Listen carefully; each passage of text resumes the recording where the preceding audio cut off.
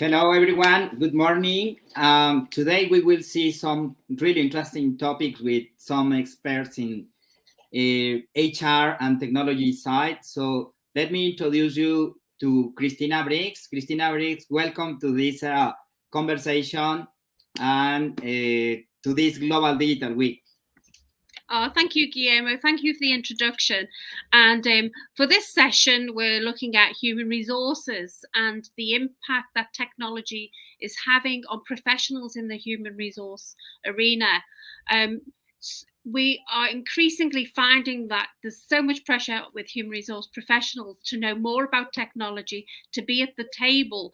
I am delighted to have Norma Mooney from the UK with me. She's worked with many multinational organizations Norma, with a couple of decades of experience at board level, and she has seen the change in her role. And I'm going to ask Norma to start by telling us what changes have you seen from a technology point of view? Thank you, Christina. Good to see you both again. So from my perspective, over, and I won't deny it, a couple of decades in the HR world, things have changed. And just throughout that time, I've worked with startups, I've worked in larger international companies, and the demands, as you say, on HR has changed. So for us, it's becoming more tech savvy. There is a drive to use data, which, you know, I think across the world has become a huge driver. But of course, with HR, we need to look at the data from a GDPR perspective and making sure that we're capturing the right data and that we're using it properly. The temptation is with a small company is to maybe go for a big system that can do way too much that you don't end up using and is costly. Whereas I would always suggest that you start small, really get to grips with what it is you need to be able to run your business and then make sure it's scalable for your future plans. Yeah, Norma, it's getting quite entangled out there. I've read recently that so many companies can have over 100 different technology areas for their HR function. And the challenge now is to have an integrated system that's seamless. Can you offer any advice to our listeners in this area or experience? Right. Yes, there's especially in larger companies, or for the company that I currently work with, there are a number of HR systems that might have come via an acquisition, or they were just deemed to be right for what was needed at the time, but then their interface with other parts of the HR portfolio, which is quite broad, ranging from anything to applicant, attraction, tracking, going through the whole recruitment process, the onboarding, your general personnel files, as it were, all the way through the employee lifestyle. So there's so many different systems out there, and the reality is trying to get those systems to integrate is almost impossible if you have too many. It's probably worth looking at what I would almost call an ERP scenario and working out what is really important to you, because the more integrations I find that you have between system to system, the more likely it is to go yes to go into difficulties.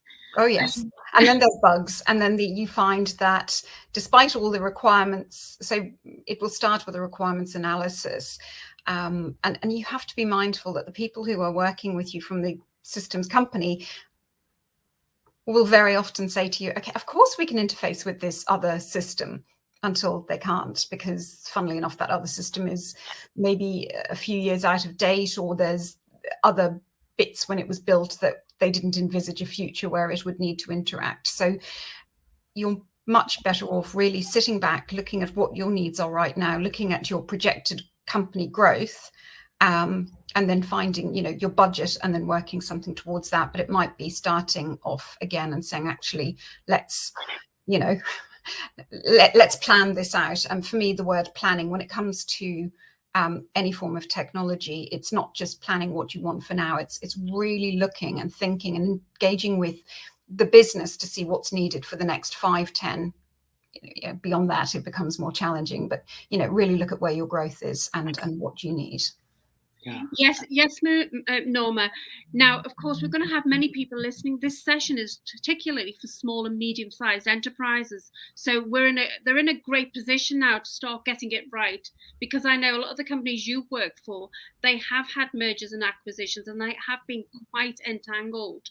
So it really is useful to have this time to give them the advice. So I do appreciate your answer to that question. So what I heard is that you really need to sit and plan and discuss and make sure that the size is suitable for your organization and your projected growth. And also what I heard was buyer beware, because every software provider is going to tell you that they can achieve it and it can be integrated. So there is a certain amount of due diligence that needs to be taken place. I now have a related question to this. Of course, I know trying to get buy-in from stakeholders is very complicated, because first of all, we have to get sign-off with budget from the board. That's after we've decided the right technology. And then we have to train personnel. And now I know organizations, they've had to change the personnel because they've not been, if you like, digital natives, or not really been interested in this next evolution of the HR function. So can you just talk around your experience of getting buy-in from the whole team, the whole organization, and whether you've actually had to change the function and how it operates to accommodate technology? So I suppose on that journey, it's about communication from the start. And sometimes depending on the size of your organization, now bearing in mind, I've worked in companies where there were 140 people in the HR team across the whole, sort of area, the whole sort of umbrella of HR, to, myself and one other in the UK trying to start up and engage with an overseas company. And I've started, and possibly a lot of the people listening to this will have started with an Excel spreadsheet. And, that these days, it's brilliant, and you can use Power BI and all of that. But the reality is GDPR, for starters, is also another consideration, and how you manage and secure your data. But from people getting buy-in, I think it's very important with any change program to explain why you're doing it, to look at the benefits and potentially the disbenefits, which you've highlighted as being maybe needing a change in personnel for people that won't or can't come on that journey. Personally, I think most people will want to, or at least they won't not want to, but they may find it harder. So it's being mindful of that. The other thing that comes in with any form of technology is a degree of automation. Otherwise, apart from some of the other obvious benefits, with a degree of automation, it means that you may not need the same number of people in the team inputting data. And it's being mindful of that at the start, and addressing queries and helping people early doors to look at how they can be trained. The only thing I will say, if that really is not possible, then please treat your people with dignity and respect, and help them to find their place, be it within the company elsewhere or outside. Yeah, I'm glad that you mentioned that, Norma, because that's really close to our hearts, Horizons Consulting, because we realize that we are in a world of increasingly transforming and providing efficiency through digital solutions, but we really want to make sure that the humanity in business remains, that we have more time for communication. So, and as HR professionals, we have to lead that way in how to implement change and be respectful that these are people's lives and their futures and careers and opportunities that we manage. Okay. Guillermo, would you like to comment? Norma, could you share with us one experience in your career where this kind of technology implementations improve the people's lives? Because I think that it's not just increase the productivity, it's increase that the people make better the job, that they enjoy the job. Do you have some experience related to this? Absolutely hot off the press. So we have currently changed our applicant tracking system. So in other words, the way you engage from a recruitment perspective with the business. For certain reasons, the applicant tracking system in our HQ in Sweden, a different solution was chosen for the one in the UK, and I report into Sweden. So there are some challenges going on there with our integrations and that. The team in the UK, who were the core users of, and when I say the UK, I mean our sister company in the UK. So I sit in the UK, but I primarily work with Sweden, but we use their services from an IT perspective.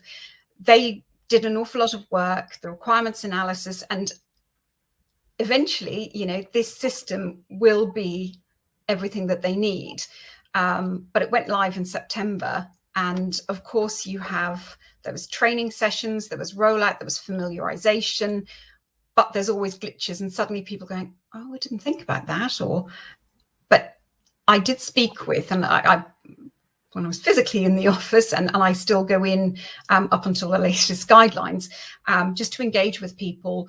And the team there were really positive, the team who previously would have had to do an awful lot of hands-on data entry. So the back end, the powerhouse, they were, oh, this is so much better. And I'm thinking, yeah, front end, we're sort of having to do a bit more, but I think it's because you're getting used to the user interface. So the upshot is that it was lovely to see people being really positive. Wow. On the other hand, for those of us that are having to use it and learn something completely new, we're still on that journey. It doesn't do certain things for my part of the business, so that's for me to iron out, and we're working on it. But I can, say that the whole program and the team in the UK were very good about engaging everyone, bringing them on the journey. There was some other restructuring going on in any event. So previously, because of different business changes, but the team that are now in situ are very happy with it, thankfully, at the back end anyhow. So the front end, it's a case of training and user, getting used to having to push different buttons. But, I can see where things are rolled out and you haven't gone through that engagement process. It takes a lot longer to land. Yeah, that's great. So Norma, for a small and medium enterprise, there are so many offers to start. What would you say would be the key piece of digital transformation in the HR department that should be implemented for example, a small that they should have in place? So for me, I think it is digitally being able to secure their employees' files. I think that's a starting point, and having the right processes in place to ensure that they are securely stored. Some years ago, when I worked in the main part of our business, we did a TUPE where we took over a large-scale contract from a known and well-known player in the market, and to go onto a site, in a construction site, where you're finding personnel files in unlocked cupboards was horrific. And just this, and then having people say, but we didn't have any other files, this is it, and the files aren't complete. So for me, having your team data, so your basic, details about your employees, but in a safe and secure way, so that it is GDPR compliant, and that there are guidance in terms of what, the interfaces and who can access that. That's a starting point for an SME. You can then bolt on the payroll, learning and development, the recruitment, all of those elements. But I think you have a duty of care to make sure that what you have for your employees as it stands is something secure and robust, and then that you look at what it may be able to do for you in the future. That's really helpful. I mean, I think that would help any organization, even as a checklist. Do we have this in place? And that's at the top of the list. That's really, really helpful. Guillermo, do you have any comments? Actually, because you have a lot of experience, Norma, and I like that to hear experts like you, because 20 years ago, managed technology, it was really different. because you have a big system, really complex, a lot of years in order to do implementation. But right now, they have the companies, the small companies, they have a lot of options. We call plug and play solutions because you can just pay the subscription. And I think that in HR, I don't know, I want to ask you if you have this new solution of technology for HR. Can you recommend some these solutions that you use? I suppose because our company uses particular systems, I wouldn't necessarily recommend all of them, so I won't go down there. What I have found, and maybe if a company isn't looking to put in place an all singing, all dancing system to begin with, and I'm going to call it out, Microsoft Office Teams is a very sensible way with a proper SharePoint setup and directories. So, for example, when we were going through a transition and I had people in different parts of the business and under lockdown couldn't work remotely, we set up specific teams with absolutely, watertight protocols in order to ensure that we could share candidate information, especially from a recruitment perspective. And that helped us. And, with the right, after something's finished, it's deleted, the right to access any particular area is reviewed. So I found that to be very, very helpful. Streaming has been really good for delivering training remotely as well, and helping people to use our systems, to do their performance reviews, all of that. So that is a basic starting point, I think, for small and medium companies. But after that, then you need to look at whether you've got the large oracles, you've got companies that, iTrent, Midland, all of those that you can look at to see what's right for your needs. That's excellent. And it's fair to say now that it's more accessible to companies now. It's like a utility now, isn't it? It's less expensive. And so much more companies that have been around a number of years are looking at, suddenly going, oh, well, we don't just do accounting. We can now do this and this and this. So I know from the business part that I'm in, we are looking at new finance systems. We're looking at things, and then they're suddenly going, oh, but we can do this. It's okay. We don't need that. Thank you. But, but for companies that might, it's worth exploring and looking at, is there an option to switch on a module further down the line? And so that you're not buying a different system from a different company and then asking them to talk nicely to each other. Yeah. Can you give us an example of how business information that's requested from the board or your decision making has changed over the past couple of years? The data that you collect and what you're analysing, has that changed? It has, and not just in line. So like, any company with employees, you want to look at a variety of metrics, and we have in Skanska we have a whole range of those that the data team. So there is a large data team. Well, I say large, bless them. It's not that large, but we have dedicated people looking after data, which in a small company, from an HR perspective, you're not likely to have. But they produce dashboards every quarter or every month, depending on what you need, looking at our diversity and inclusiveness the whole way through from, attraction, recruitment, onboarding, and employee, length of service, looking at people who are being promoted, looking at, and again, the diversity and also looking at gender pay gaps. So we report on a quarterly basis on starters, leavers, absenteeism, promotions, our blend of, diversity, which in the UK we can do. I'm conscious there are people who will listen to this who will not have that same option. But then looking at the gender pay gap, looking at a whole load of other ranges that we can pull from, and then through Excel and into Power BI, present them, because that's the other thing that I find with presenting to a board. Too many data, too many tables, it doesn't work. If you can make something into a chart and show variation and movement, it's much more powerful. Yes, and something you can put an action to as well. And that's it. You can look at, we run an annual employee survey across the whole of the global company.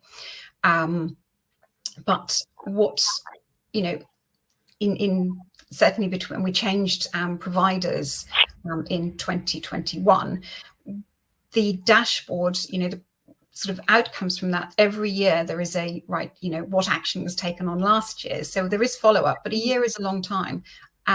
So we now run pulse surveys on a regular basis, just checking in on the areas that, were highlighted for change, looking at what actions we can take, and then driving that ownership right down to the front line. But, using a pulse survey or, using a quick Microsoft Forms to check in on things, it keeps that engagement going throughout the year. Excellent. Yeah, that's really helpful, Norma.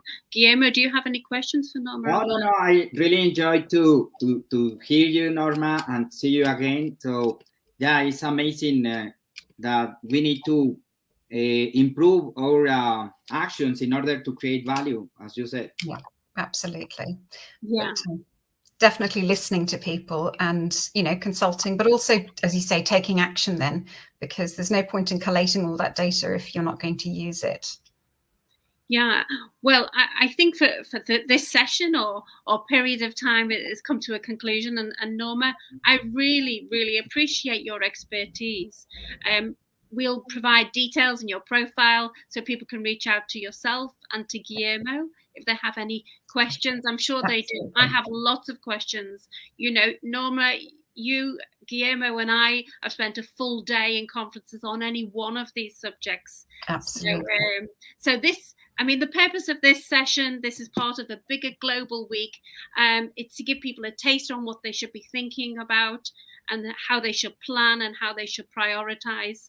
And I know it's a little bit different in the UK than some other parts of the world. But, we are talking about the future of HR. So if you're not already implementing it, then perhaps now's the time to start thinking this is a good starting point. And that's the whole purpose of Global Digital Week. That's all from me until our next session. Thank you. Lovely. Yeah. Thank you, Norma. Thank you, guys. Cheerio. Bye-bye. Bye-bye.